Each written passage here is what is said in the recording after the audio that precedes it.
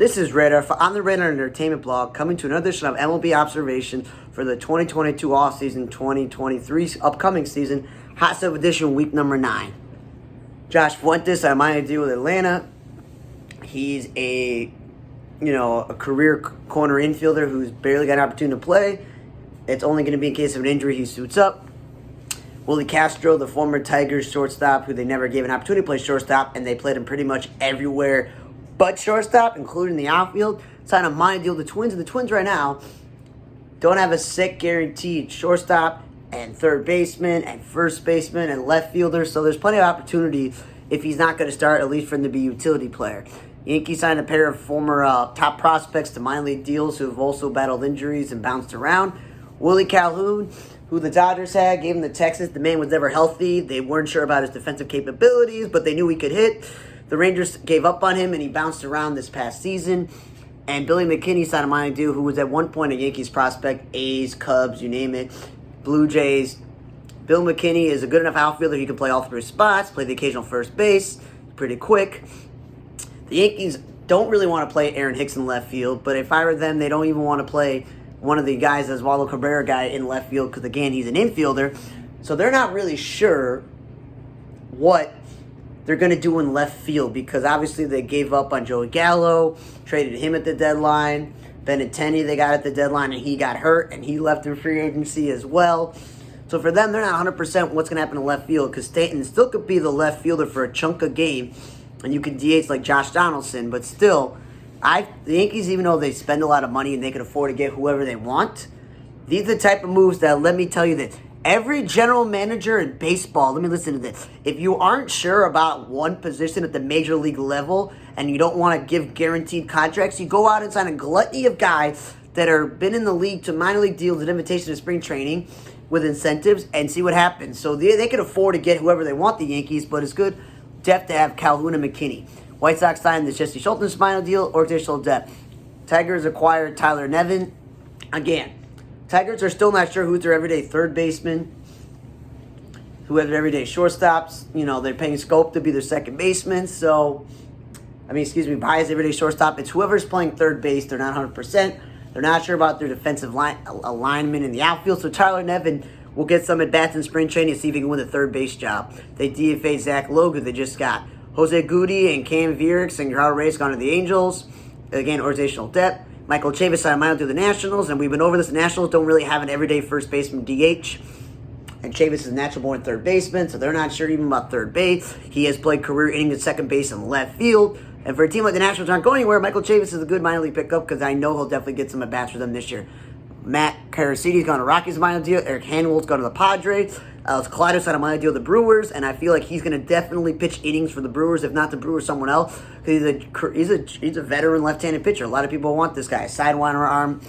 Andrew Knapp has gone to Detroit. That gives the Tigers a quality backup catcher if they need one.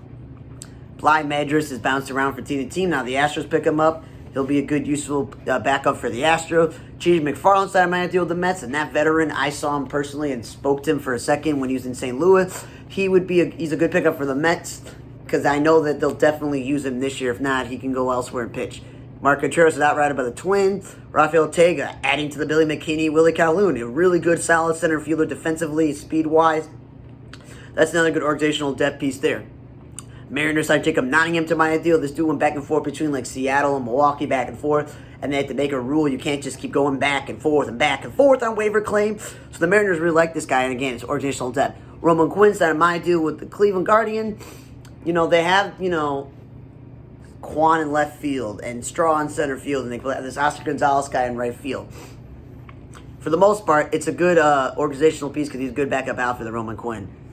Phillies picked up Eric Ullman, organizational depth, and DFA Vinny Tololi. Tuki Toussaint and Cam Gallagher's going to Cleveland. Gallagher gives them an option as a third-string catcher because, again, their catching situation has been great. Zunino hasn't been healthy, and he just comes there hoping to rebuild his value. And Tuki Toussaint, even though Cleveland is stacked in the rotation, he definitely will get an opportunity to pitch even as a reliever. Bryce Wilson has gone to the Brewers. They DFA'd Trevor Kelly. Nationals have DFA'd A.J. Axley. Phillies DFA'd Francisco Morales. Ryan Borecki's going to go to the Cubs in minor league deal. They've re-signed Brandon Week to minor league deal, gain organizational depth. Marlins have DFA'd infielder Charles LeBlanc. Because, again, they got too many infielders on this team. Anthony Baena and Francisco Perez going to the Nationals. Those are, again, organizational depth pieces.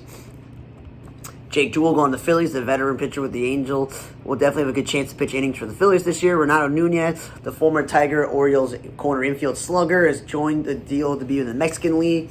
I still think he can help teams out as a DH, but what do I know? Kyle Funkhauser signed a deal with Texas. Texas made a lot of major league moves, so this is a good minor league depth move, and if things work out and he's healthy, he could be a good reliever for them. Tony Walter signed a minor deal with the Twins, and I was just thinking about this last night. The whole, let's trade Mitch Haniger to the Rangers to get Isaiah Falefa. Keep him for a week. Package Josh Donaldson's massive contract and one of your own catchers to the Yankees to get Gary Sanchez, who then the Rangers then go, we don't need Mitch Garver, we don't need Jose Trevino. We'll go ahead and trade him to the Yankees. And the Twins have Gary Sanchez. Gary Sanchez couldn't field last year. His hitting disappeared. Mitch Garver couldn't field and was injured for the Rangers. So both teams go like, what did we just do here? Because look at what happened to Jose Trevino. The Yankees gave him enough starts that he won a Gold Glove and a Platinum Gold Glove and made the All-Star team. So it's like, really make a decision. So the Twins definitely need help at catcher, and Walters is a good backup. Padres signed Wilmer Font, the swing guy. Again, organizational depth. The Royals traded Ryan O'Hearn to the Orioles because I mentioned they have too many infielders between Dozier, Pastorino, and Prado. And so it's like, makes sense. But then the Orioles then DFA him. It's like, I don't get that. They also DFA Chris Valiamont, and they picked up Lewin Diaz a second time. I'd rather have Ryan O'Hearn because he's shown he can hit 20 home runs at the major league level.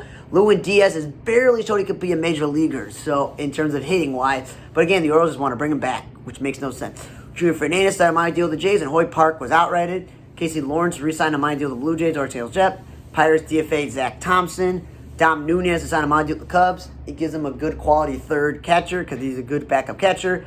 D-backs at DFA Edwin Uceda.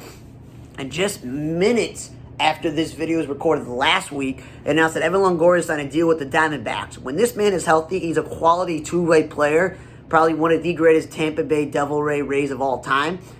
Because outside of, Josh Rojas, who has played some second base and third base at the major league level, they don't have a guaranteed third baseman. They have too many first baseman DHs, so I don't think Longoria is going to get too many at-bats at DH because this team has too many. But it's a good veteran move for them, and they can always flip him at the deadline. Kyle Hudson has been announced as the Red Sox new first base outfield coach because they did a lot of maneuvering when Will Venable left as bench coach to go to the Texas Rangers. So congratulations to him. Craig Amsinger, the rumors of him being the Cardinals' new play-by-play guy are not happening. He's sticking around MLB Network because he's pretty lucky that he's got this gig in MLB Network. Why lose it? Eric Kinske is now the new Mets assistant hitting coach. We mentioned that Chavez became the bench coach and they moved a lot of guys around and promoted some guys, so he gets a chance to be assistant hitting coach based on his years being a coach with the Angels and Billy Epler, the Mets GM, knowing him. Eric Kinske has been a major league hitting coach, a minor league hitting coach, an assistant hitting coach, a first base bench coach sort of situation, and he won Rookie of the Year, and he was a longtime veteran player, so it's also good for the Mets to get a veteran player and a veteran coach. Dominic Smith, speaking of the Mets, has joined the Nationals, so that move is even bigger than Chavis because it's a major league deal. Dom Smith was an all-star just a few years ago at that level that he was playing at. And they don't have a guaranteed DH match. They don't have a guaranteed first baseman. They're not going to be dumb enough and play him in left field because those days are over. But that's a good move. For him to rebound, but also they can flip him at the deadline. Brian Sabean and Omar Minaya, two former GMs of baseball teams, are now advisors of the Yankees. Brian Sabean, we all know him about the GM when the Giants won those 3 World Series. And Omar Minaya was the Mets GM, and a lot of people thought he had some controversial moves. But both of them will just be advisors to Brian Cashman, So it's like, the Yankees win a World Series, Saban gets a 4th ring. Good for him. Red Sox first avoided arbitration with Rafael Devers, but then a day later they said, you know what? Everyone's making fun of us for trading away Mookie Betts and trading away Andrew Benintendi and letting Xander Bogaerts leave in free agency and creating Kristen Vasquez away. Well, sucks to be them. Ha for you. We're going to sign Rafael Devers to an 11-year, $331 million deal. We all know Rafael Devers is young. So signing him for a decade would still be, he's in his 30s no matter what, but he's still pretty young in his 20s. And that's a lot of money. He's not the world's great defensive player, but by the time this contract's over, he'll probably be a first baseman DH because he can still hit. So Red Sox fans don't got to worry. They still got a cornerstone player there. Eric Hosmer signed a deal with the Cubs, who went from Schwindel and Patrick Wisdom and Rivas playing first base to now Eric Hosmer. They get a gold-gloved first baseman, a veteran in the clubhouse. Maybe he can rediscover his offense. Either way, if the Cubs are out of contention at the trade deadline, he can always be flipped. If not, he had a good enough season for himself. Maybe he can get rebound, all that qualifying offer. Diamondbacks have re-signed Zach Davies. So between Merrill Kelly, Madison Bumgarner, and Zach Gallen, Davies slides in right there as a quality back-end starting pitcher. So that's a good decision by them and him to go back. Wade Miley has signed a deal with the Brewers after being with the Reds and the Cubs. In recent seasons, he's continuing his American League Central tour. And again, this rotation has Woodruff, Corbin Burns, and Freddie Peralta. 3 all-star pitchers in the last couple of years. So having a veteran like Wade Miley, who's been known to eat innings when he's healthy at the back end, that's a good move by them. Mike Moustakas and Tommy La Stella were officially released. I think there will be some teams that look at least Mike Moustakas as a DH because of his power, not as a third baseman. Nick Vespino had hernia surgery, so he'll be out for a bit of a while. And Cody Ohara, after a short major league career, has announced he's going back to Japan. Good luck over there. Oliver Ortega has gone to the Twins, and they DFA Blaine Enlow. Giants DFA'd Austin Wynns, who I thought was a quality backup, but I guess not. I'm trying to figure out who's the backup to Joey Bart. We'll figure that out at some point in the offseason. Nick Mears has gone to the Rockies. Reed Garrett's officially been elected to free agency. Red Sox have DFA'd Darwizon Hernandez. After the Zamora guy was gone, I'm like, good. These were 2 of the weakest links to the Red Sox bullpen. Say goodbye to them. Tigers, we mentioned, outrighted Zach Lau. They also outrighted Angel DeJesus, Mario Feliciano, and utility man Andy Ibanez. And Fernando Tatis Jr. is now cleared to practice for those who are fans of him. And let's get to some unfortunate news. The San Diego Padres lost a legend in for them. First baseman Nate Colbert passed away at 76. He was a 3-time All-Star between 71 and 73 and is in the Padres Hall of Fame. He finished with 173 career home runs, 520 RBIs, and a 243 batting average. He's the all-time leader in home runs for the team with 163. He's also top 10 in RBIs with 41, slugging percentage, games played, runs scored based on ball. He's obviously part of the inaugural class that he did.